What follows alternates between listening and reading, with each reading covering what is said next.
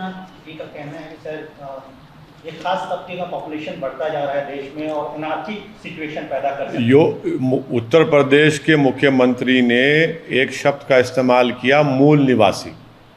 उत्तर प्रदेश के मुख्यमंत्री को सबसे पहले बहैसियत मुख्यमंत्री उनको इस तरह के अल्फाज इस्तेमाल करने की कोई इजाज़त नहीं देता, ना उनको ज़रूरत थी। क्या मतलब है मूल निवासी का? क्या उत्तर प्रदेश का मुसलमान मूल निवासी नहीं है? और अगर मूल निवासी अगर कोई इस देश में है तो वो है द्रविडियन लोग और आदिवासी लोग, नंबर 1। ना ओवैसी मूल निवासी है, फिर ना योगी आदित्यनाथ मूल निवासी है। फिर उनको ये बताना चाहिए था कि उत्तर प्रदेश में जो TFR रेट है वो 2015-16 में 2.6 था, जो अब गिरकर 2.3 हो चुका है। उनको ये बताना चाहिए था कि भारत में जो मुसलमानों का TFR रेट है वो कितना है। वो गिरा नहीं गिरा, नेशनल फैमिली हेल्थ सर्वे में बता रहे गिरा है, वो बहुत गिरा है, वो नहीं बताते। और सिर्फ डराने का काम। भाई, भारत में जो TFR रेट है भारत के मुसलमानों का वो 2.3 है। उत्तर प्रदेश में आप देख लीजिए कि उनका जो TFR रेट उत्तर प्रदेश में गिरा है वो भी काफ़ी गिरा है, उसकी बात ही नहीं करते। उत्तर प्रदेश में जो प्रॉब्लम है वो वेस्टेड चिल्ड्रन का है। वेस्टेड चिल्ड्रन उत्तर प्रदेश में आप देख लीजिए 6% से 7.3% हो चुके हैं। अरे मुख्यमंत्री बताओ ना कि 2.7 था तो TFR रेट यूपी में, अब गिरकर 2.4 हुआ है। और पूरे देश में मुसलमानों का TFR रेट 2.6 से 2.3 हुआ है।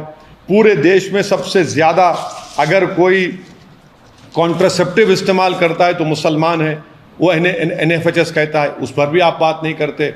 और उत्तर प्रदेश में पॉपुलेशन स्टेबलाइज होगा, डिजायर्ड फर्टिलिटी रेट 2026 तक हो जाएगा। मुख्यमंत्री को बोलना चाहिए सब बातें हैं, वो जानकर भी सिर्फ मुसलमानों के ताल्लुक से खौफ पैदा करना, ये इनका मंशा और मकसद है। प्रधानमंत्री जी ने नए बन रहे संसद भवन के ऊपर अशोक स्तंभ का इनॉग्रेशन किया, आप इसको कॉन्स्टिट्यूशनल नॉर्म के खिलाफ? बिल्कुल, इसलिए मानता हूं कि भारत के संविधान में separation of powers basic structure का हिस्सा है। और सेपरेशन ऑफ पावर्स ये है कि एग्जीक्यूटिव जो प्रधानमंत्री है, लेजिस्लेचर जो लोकसभा के स्पीकर हैं और जुडिशरी जो चीफ जस्टिस ऑफ इंडिया हैं, वो एक दूसरे के मामलात में मदाखलत नहीं करेंगे, इंडिपेंडेंट रहेंगे। तो जब लोकसभा में प्रधानमंत्री जाते हैं तो स्पीकर बड़ा है, स्पीकर अध्यक्ष है, प्रधानमंत्री बड़े नहीं है वहाँ पर। जहाँ तक ये तो सेपरेशन ऑफ पावर्स का हिस्सा है। प्रधानमंत्री सामने बैठे हैं, लोकसभा के स्पीकर पीछे बैठे हैं। और अगर आप कॉन्स्टिट्यूशनल एक्सपर्ट्स को पूछेंगे तो वो जो अशोक चक्र है, जो उसके में 4 जानवर है, एक घोड़ा है, एक हाथी है, एक उसमें बुल है और एक लायन है। वो क्या बताता है कि भारत के संविधान का जो प्रियम्बल है, लिबर्टी, इक्वालिटी, फ्रेटर्निटी, जस्टिस को बताता है। प्रधानमंत्री उसको क्यों बोल रहे हैं? और ये तो उस जगह पर मिला था ना, जहाँ पर 50 फीट का एक पिलर है, जहाँ पर गौतम बुद्ध ने अपना पहला सरमन दिया था।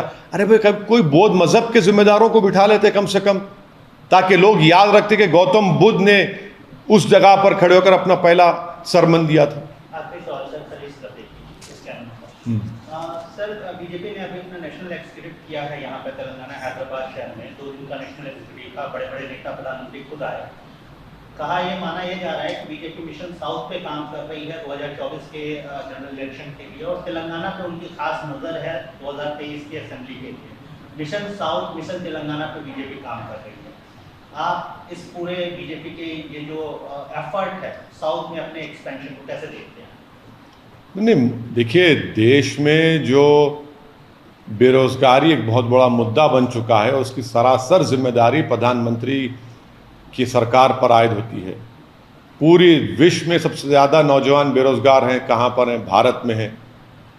हर जगह पर आप देख रहे हैं कीमतें आसमानों को छू रही हैं, पेट्रोल डीजल हो, रोज़मर्रा की चीज़ें हो। तो ये एक बहुत बड़ा मुद्दा है।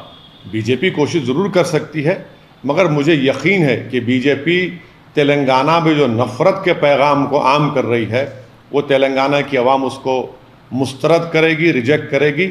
और तेलंगाना की आवाम मोहब्बत के पैगाम को मानती है और मोहब्बत फैलाने वालों को और तेलंगाना के इंसाफ की लड़ाई लड़ने वालों को बीजेपी देख रही है कि वो नफ़रत फैला रही है, और तेलंगाना की जनता भी देख रही है बीजेपी के पैगाम को।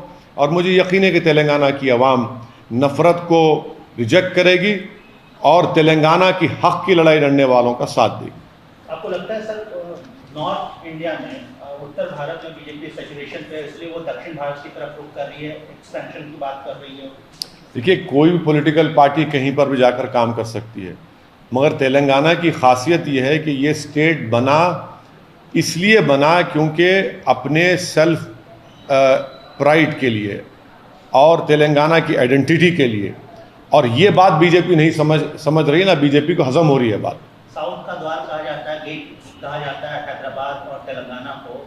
लगता है कि मुख्यमंत्री तेलंगाना के टीआरएस के मुखिया के चंद्रशेखर राव बीजेपी के राह का सबसे बड़ा हर्डल है, वो सबसे बड़ा ऑब्स्टिकल है बीजेपी के लिए? नहीं, तेलंगाना के मुख्यमंत्री जो कुछ भी मुद्दे उठा रहे हैं वो तेलंगाना के भी मुद्दे हैं, देश के भी मुद्दे हैं।